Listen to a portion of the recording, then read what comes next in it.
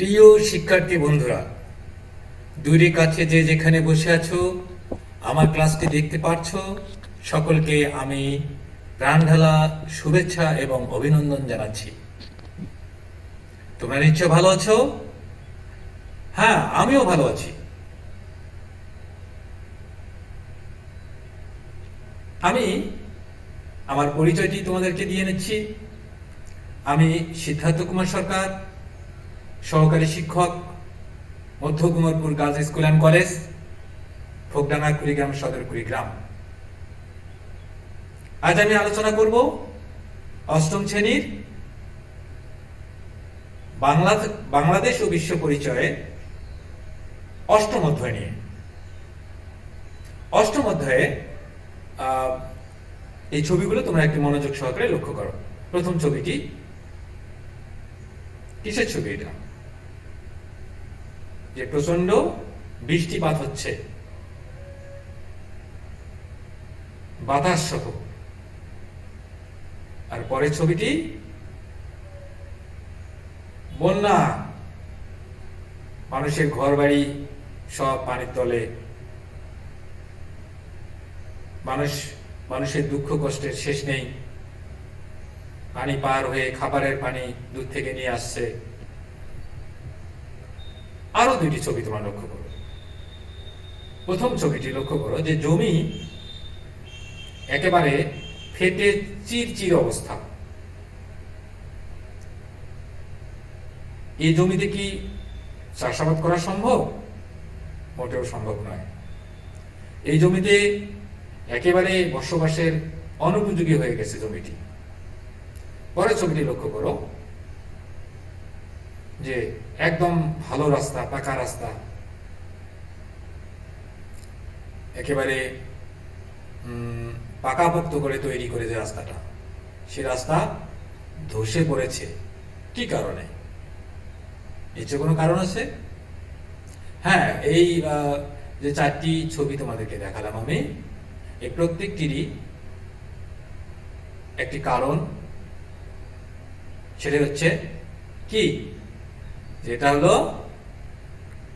প্রাকৃতিক দুর্যোগ। আসলে ভূমিকম্প, খরা, অতিবৃষ্টি, বন্যা, এই সবগুলোই প্রাকৃতিক দুর্যোগ। তো প্রিয় শিক্ষার্থী, আজ আমি প্রাকৃতিক দুর্যোগ নিয়ে আলোচনা করব। তোমরা নিশ্চয়ই সকলে বই খাতা নিয়ে রেডি আছো?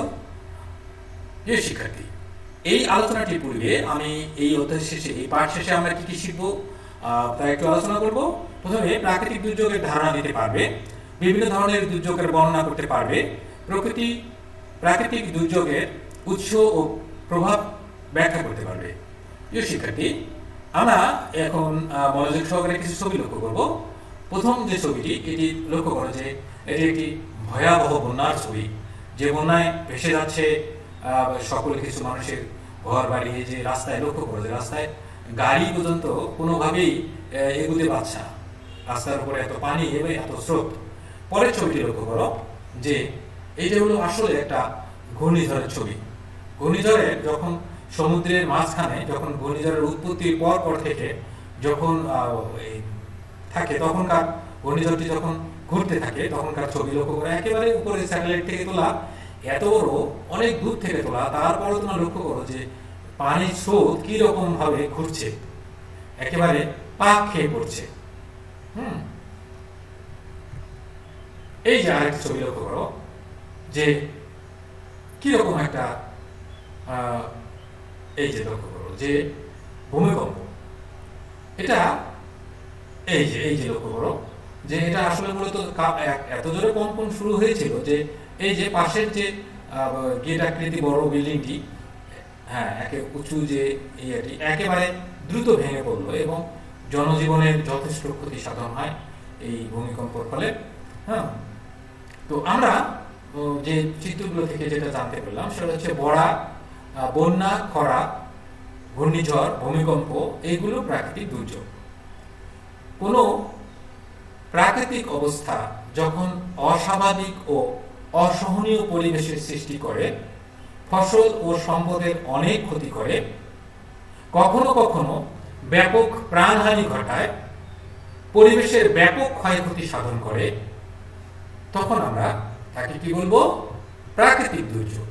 এবারে আমি তোমাদেরকে একক কাজ দিচ্ছি, তোমাদের ভাষায় তোমরা প্রাকৃতিক দুর্যোগ কি এটা লেখার চেষ্টা করো তোমাদের ভাষায়। প্রিয় শিক্ষার্থী, আমি এবার চলে যাব পরের আলোচনায়। পরের আলোচনা হচ্ছে, প্রথমে আমি আলোচনা করব ভূমিকম্প নিয়ে। তোমরা জানো যে ভূমিকম্প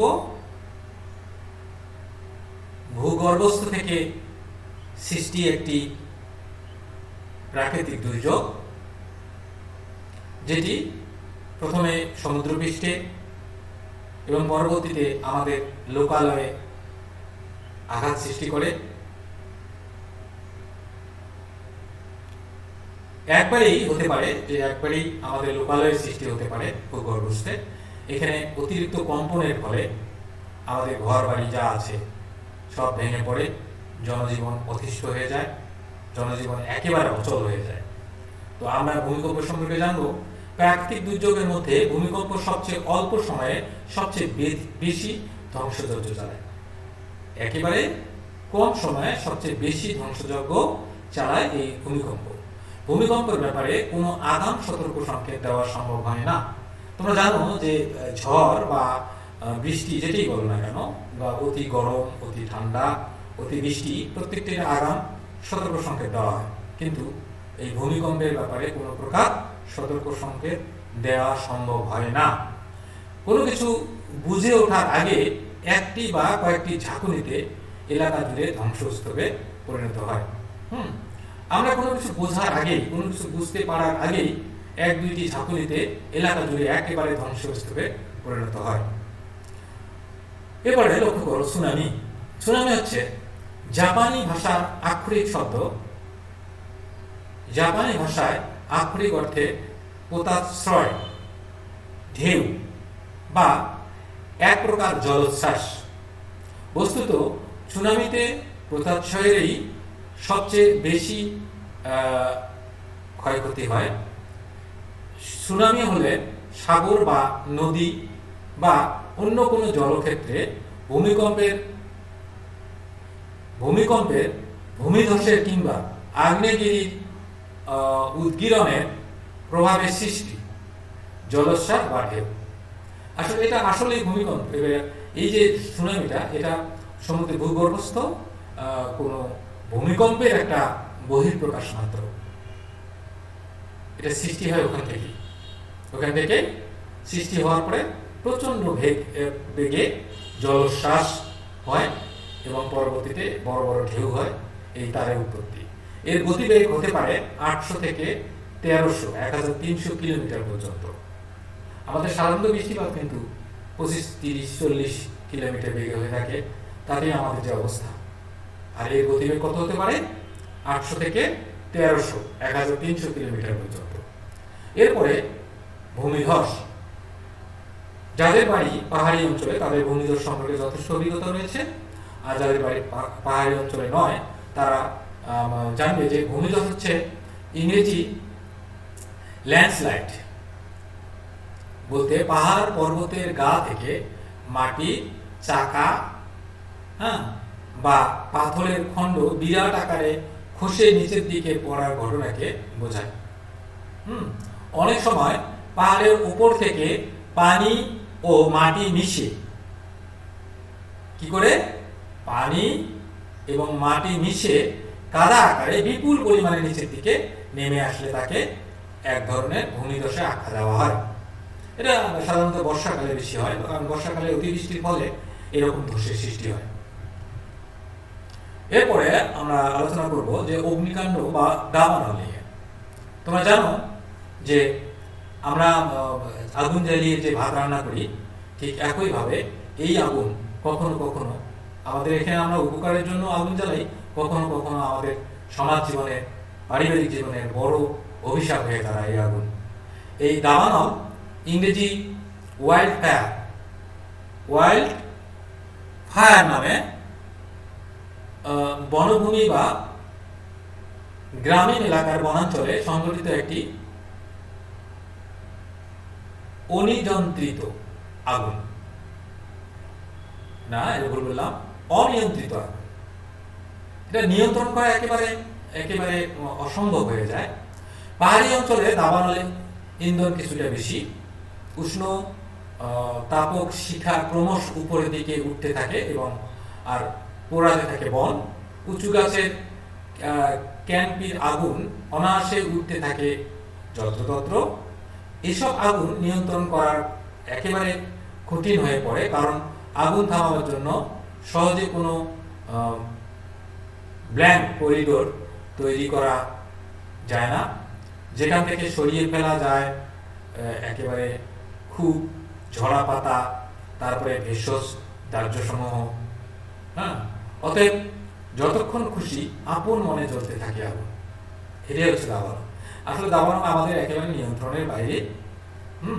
অনেক কষ্ট করে এটাকে নিয়ন্ত্রণ করতে হয়, কারণ এত পানি কোথায় পাওয়া যাবে, বা এই অগ্নি নির্বাপক যন্ত্র বা কোথায় পাওয়া যাবে। এত বড় আকৃতি, এত বিস্তৃত আকৃতি ধারণ করে যে আমাদের এটা সাথে বাইরে চলে যায়। আমি তোমাদের একটা ছোট্ট দলীয় কাজ দিচ্ছি। কোন কোন প্রাকৃতিক দুর্যোগ পূর্বে সতর্ক সংকেত দেওয়া হয়? কোন কোন প্রাকৃতিক দুর্যোগ তোমরা অবশ্যই পারবে।